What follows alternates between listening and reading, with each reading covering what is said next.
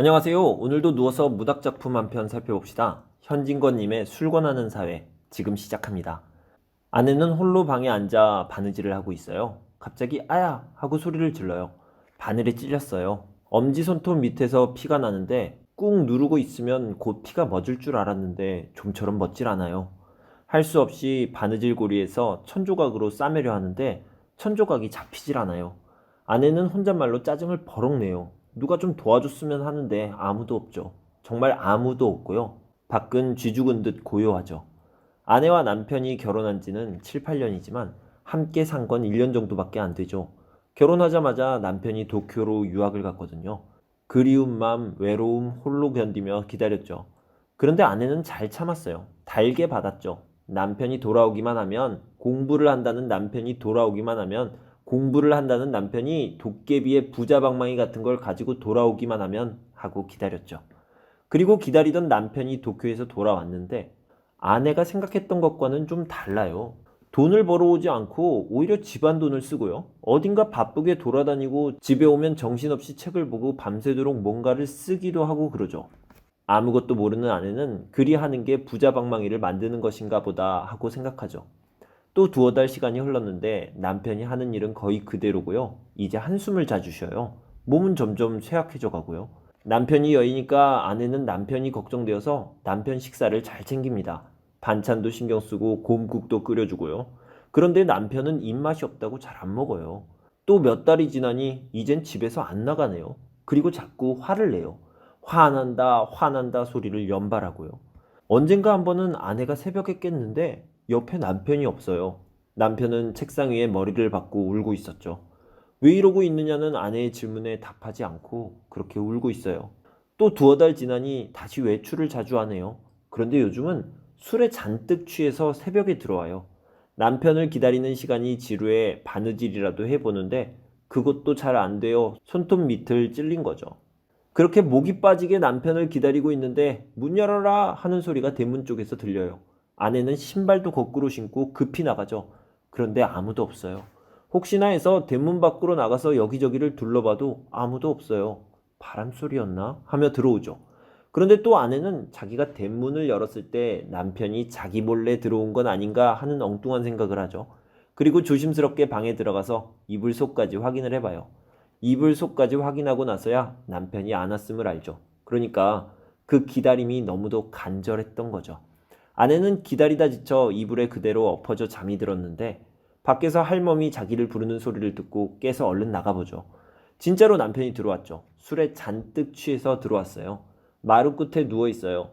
어서 방으로 들어가라는 아내의 말에 알았다는 대답은 하지만 말뿐이고 전혀 움직이질 않아요.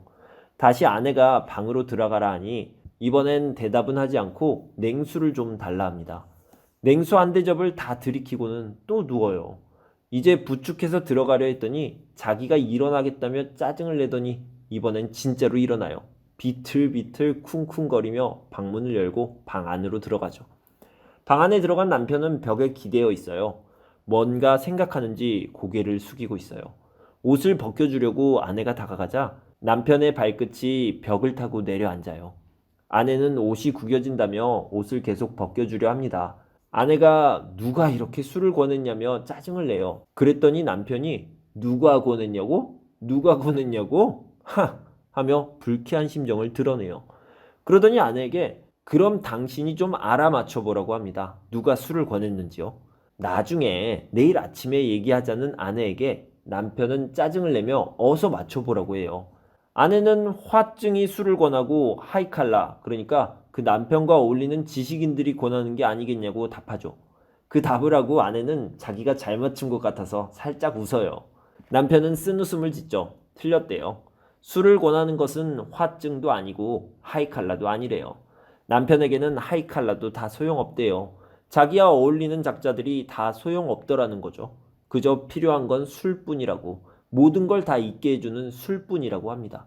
자기의 그 잘난 머리를 마비시킬 수 있는 건 알코올뿐이래요. 아내는 도무지 무슨 말인지 알 수가 없어요. 남편은 답답하다는 듯이 자기에게 술을 권하는 것은 화증도 아니고 하이칼라도 아니고 바로 이 사회라고 합니다. 이 조선사회가 술을 권한다고 하죠.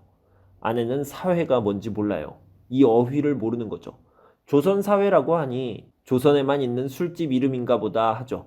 그래서 조선에 그 술집이 있어도 그 술집에 안 가면 되지요 라는 뜻으로 조선에 있어도 아니 다니면 그만이지요 라고 해요.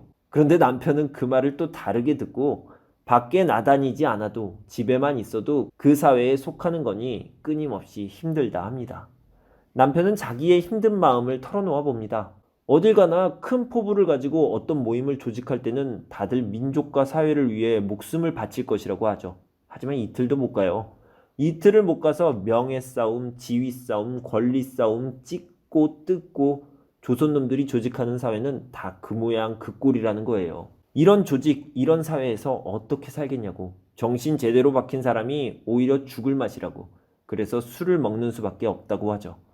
술을 처음 배울 때는 너무 힘들었으나 술을 마시면 몸은 힘들어도 마음은 덜 힘드니까. 그러니까 술주정꾼이 되는 수밖에 없다고 합니다. 그 말을 듣고 아내는 아무리 그래도 주정꾼 노릇만 한다니 그게 무슨 소리냐고 좀 흥분해서 말을 해요.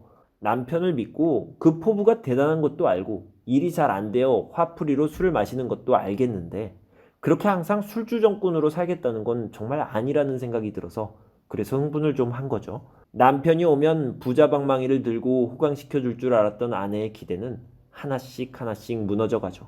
이제 그 기대에 대한 확신도 줄어들고 있고요. 남편이 쇠약해지는 걸 보면 더욱 그렇죠. 남편은 아내가 알아듣지를 못하니까 답답해요. 그래서 다시 한번 설명하죠. 너무 답답한 사회라서 술 없이 맨정신으로는 가슴이 답답하다고요. 그랬더니 이번에는 아내가 네? 술을 안 먹는다고 가슴이 막혀요? 라고 되물어요. 남편은 아무것도 모르는 아내에게 말을 한 자기가 잘못한 거라며 탄식해요. 아내에게 조금이라도 위로를 얻으려 했던 자기가 잘못한 거라며 탄식하죠. 그리고 답답하다며 방문을 열고 나가려 해요. 아내는 남편의 저고리를 잡고는 이 밤중에 어디를 나가냐고 자기가 이제 그런 말 안 하겠다며 나가는 걸 말려요. 남편은 듣기 싫다며 뿌리치고 나가죠. 아내는 구두를 신는 남편을 다시 한번 붙잡아 봐요. 이제 그런 말 안 하겠다며 이러지 말라고. 남편의 손은 떨리고 있었고요. 금방이라도 눈물이 쏟아질 듯한 눈이었죠. 남편은 그렇게 뿌리치고 나갑니다. 구두 소리는 멀어져 가고 다시 고요하고 적적한 밤이 되었죠. 아내는 모든 것을 잃어버린 사람처럼 아, 가버렸구나. 가버렸어. 하고 부르짖어요. 그리고 해쓱한 얼굴을 심하게 떨며 왜 그 몹쓸 사회가 내 남편에게 술을 권하는 거냐고 중얼거렸죠. 소설은 이렇게 끝납니다. 일제강점기를 살아가던 지식인의 고뇌를 그린 소설. 이 소설은 1921년 개벽을 통해 발표되었습니다. 감사합니다.